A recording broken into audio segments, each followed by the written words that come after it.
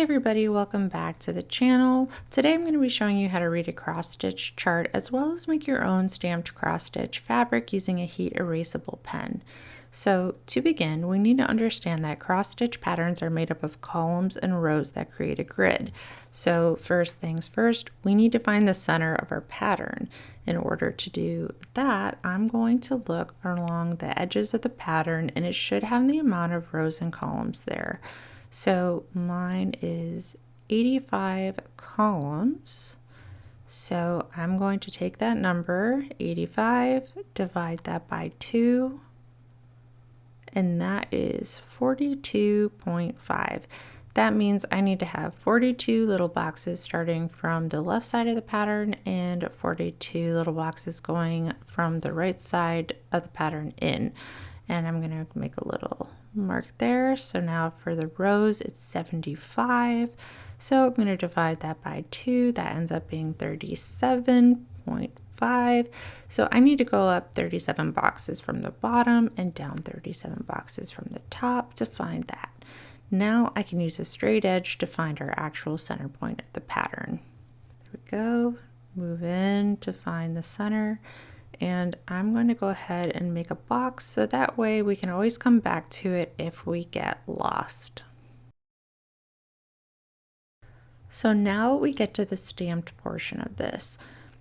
I'm going to put this pattern directly onto the fabric. So to do that, we need to do the same thing, and I'm going to fold this in half and then fold it in half one more time to find the center point of our fabric, because the grid on the pattern is going to correspond to the grid on our cloth. So there's about our center point, and now I need to get something to mark it. They make these water soluble pens. There's a couple different types. They're all in the sewing section. Here's a couple, but I'm going to be using a heat erasable pen today. I just think it might be easier for y'all to see, and this way I can also show you what to do if you make a mistake. If you're gonna like use something like colored pencil or marker, if you make a mistake in marking your fabric, it's unfortunately just gonna be there. This pen gives you a little bit of wiggle room where you can erase if you make a mistake. Okay, so let's get started. Now we figured out where the center point is on our chart. We figured out where it is on our fabric. It's about right here. So now I need to figure out where our first cross stitch is going to go. So if I see that this is my center point, I'm going to look up and see that I need to go one column to the left and up, and that's going to be our first colored box. And that's going to be our first cross stitch that I'm going to represent on this fabric with this X. Now I see that next to that, here, let me bring this a little bit closer. Next to that, going to the left, there's an empty box, so I'm not going to make any marking there, but the next box over, there is a color box, and that is where I'm going to make the next X, so that moving down the T, now I can see that if I go one column to the right, there's 2 boxes underneath that empty space. And I'm going to mark those. And then I can mark this box here, skip one, and mark it in the same way on the other side. So now we've completed the bottom of the T and we need to move up. So from that empty box in the center, we see that there are 2 colored boxes right above it. So we're going to mark those. We can work to the left and see that we need to go up 1 row and make 2 boxes next to each other, and then 1 down in diagonal. And we're going to do the same thing on the other side. There's 2 going to the right. We're going to go down a row and make 1 more for that little embellishment on the T. Now that we're done with the T, we're just going to move on to the H. So starting at the end point of this T, this last colored box right here, I'm moving over 1. I see that there's an empty box. I go up, I see there's an empty box, but next to that empty box, there's a colored box, and that is going to be where we start our H. So we see empty box, empty box, and then we can make our X. Essentially, like, we're leaving a whole little bit of empty column between these letters, and we see that there's just like one of them. So we can check our work. Another way to do this is to see how many boxes are between the top of the T and the top of the H, and there are 2, so we know it's correct. So now we're going to work through just like we did with the T.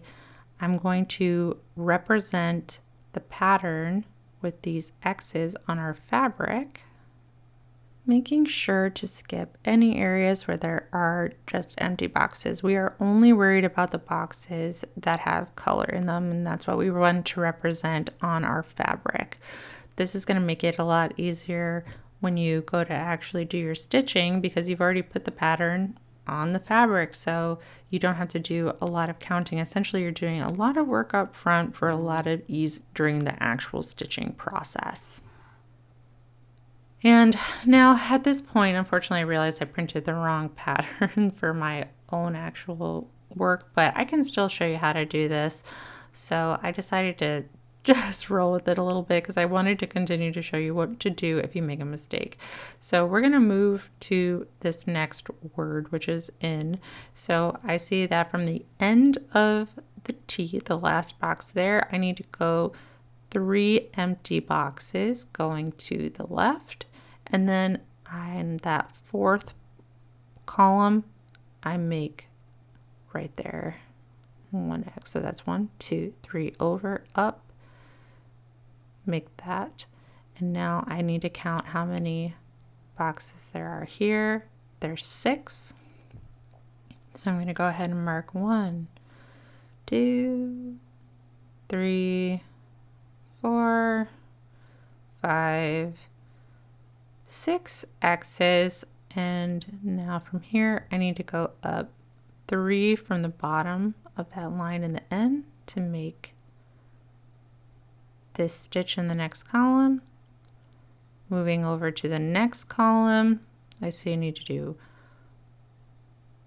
skip this box 1, 2, 3.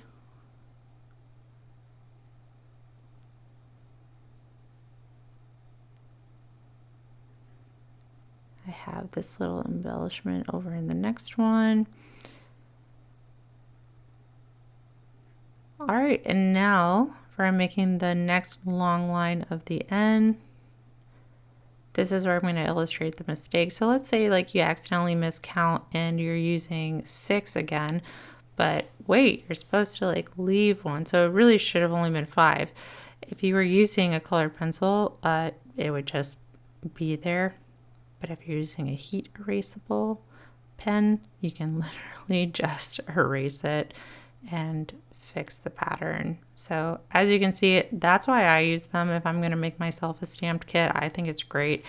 Same issue you kind of run into with water soluble pens, because like if I'm putting a little drop of water there, it's going to erase some of the work that I already did. This really helps me isolate the mistake and fix it with ease. So there you have it. I hope this was really helpful to you and you have easy stitching ahead of you. Thank you for watching, and I will see y'all next time.